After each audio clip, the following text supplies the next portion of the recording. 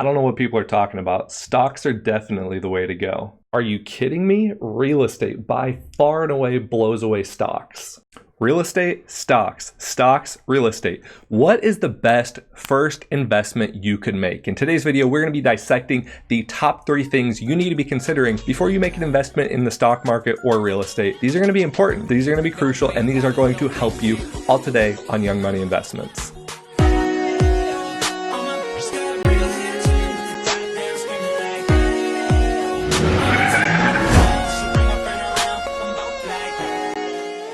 Oh, one more thing. At the very end of the video, I am doing a $240 giveaway. Yes, I'm going to be giving away $240. So stick around and find out how you can enter to win a free prize valued at $240. The first thing I think you need to consider when deciding if you're going to invest first in the stock market or in real estate is how much capital do you have? When investing in the stock market, it's pretty simple and easy. You can open an account with any old broker. They're not going to charge you a bunch of commission fees like they used to 5-10 years ago. And honestly and truly, you can continually add to your portfolio with $100, $200, $300, $400, and so on, right? Fairly simple and easy. On the other hand, when getting involved in real estate, you're going to have to save your capital for quite some time, meaning you're going to have to come up with a down payment. You're going to have to be able to afford insurance on the home on a monthly basis. You're going to have to do a lot of different things. When purchasing your first home, a lot of people forget that you have to have a credit check at the very beginning. So let's be real, how good's your credit? Also, how much income history do you have? Have you had an employer for several years that's willing to vouch for the fact that you're going to have your job over the next few years and be able to pay for that rental house? One of the things that I learned when looking for my first home was the fact that even if you have a strong income history and have earned a lot of money for several years, you can't have too many write-offs on your record, meaning even if you made a lot of money, if you wrote off a lot of those things as business expenses, the likelihood and ability of getting a property or 2 properties or 3 goes down quite a bit. Now, there are a lot of creative financing options that you can do in order to get your first real estate property, such as putting a little bit money down or even a lot of money down, partnering with a venture capitalist, or they could do a seller financing option as well. And that's not as common, but definitely doable. One of the big things I learned when getting my first property was that you need to have a low debt to income ratio. So if you have a lot of student loans as well, that's going to be something that's going to affect and hinder your ability to get that first rental income or rental property to create that income. The other thing Dave Ramsey never told you was that you do need credit in order to do this. And so if you don't have a credit history, if you have not built up credit using several different options like having a car payment or having credit cards or having a combination of multiple things, even student loans, you're going to have a very hard time getting your first loan on a property. So when it comes to investing in either real estate or the stock market as your first investment, the answer is pretty clear right now. The stock market is going to be a lot easier to invest in starting out because there's not as much criteria or minimum requirements that you need in order to invest in the stock market versus getting your first real estate property that you want to turn into a rental. Number 2, finding that deal. So the first question you need to ask yourself, what is the real estate market like where you live? Is it easy to find a property right now? Is it hard to find a property? Is it hard to find a reasonably priced property? That is always the hardest. In 2020, I'll be honest, it's really hard where I currently live in the state of Washington to find a property that actually will cash flow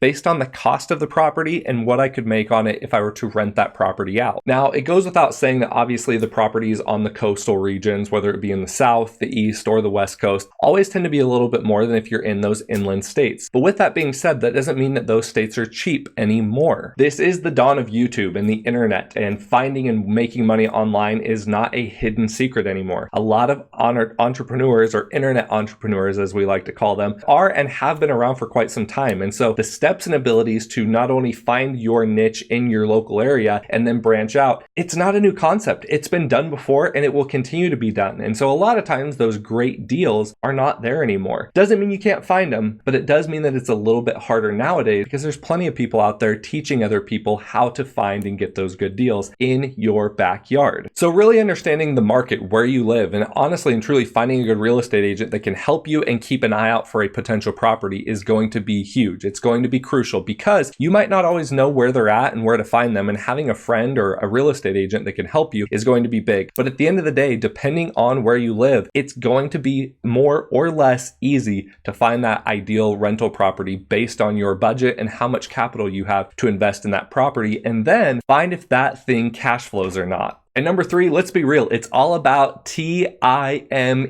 time. Rentals take time, or they take a management company that is going to take a cut out of your profits in order to be run on a monthly basis. Oftentimes, if you finally find the right property, it's going to need something, right? There's a reason there's a good deal. Does it need renovations? Can you even do the renovations? After putting that big down payment down, do you have the money to make those repairs on that property so that it's in the condition for you to have renters move in? And like I said before, do you have the time to make those repairs and get those things done? Because let's be real, if this is your side hustle or you're just beginning, you probably have another stream of income or business or thing that you're doing that you got to keep doing to support yourself. Am I right? Honestly and truly, one of the things I love about the stock market is there is no TLC. There is no time. There is no tender, loving care that you got to put in. You know, that's the beauty of the stock market, is that you find these companies that are a good deal, and you do sometimes have to play the waiting game. There is no ifs, ands, or buts about it. You're not the one out there with a bucket and a hammer and having to do some repairs, or having to go to Home Depot at 10 p.m. because one of your pipes burst and then you got some water to clean up. I have no clue where that could have came from.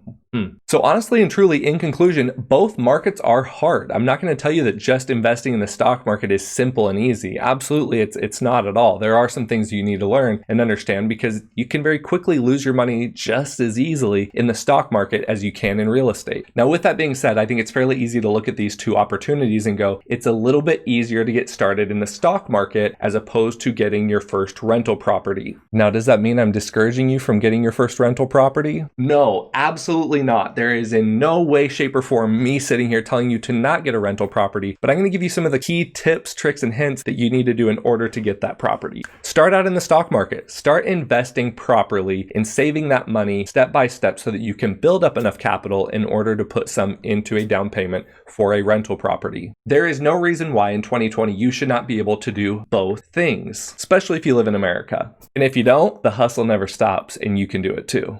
So whether you start with stocks or whether you do real estate, it's always important to find a mentor.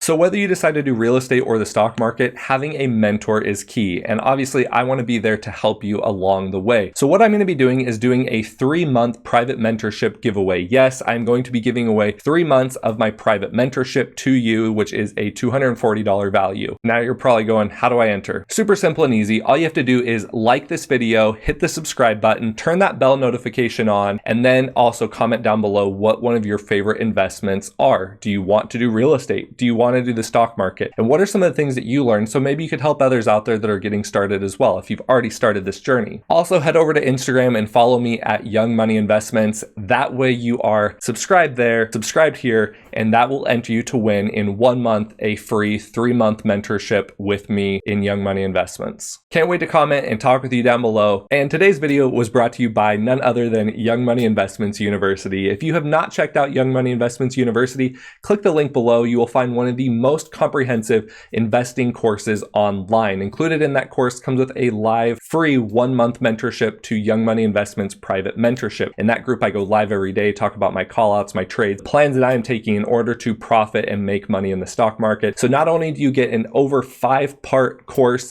from everything, including long-term investing, swing trading, day trading, a little bit on options as well, and really the whole enchilada, you also get the private mentorship as well, free for 1 month. Check that out, link down below in the description. Catch you guys in the next one. Take care. Bye.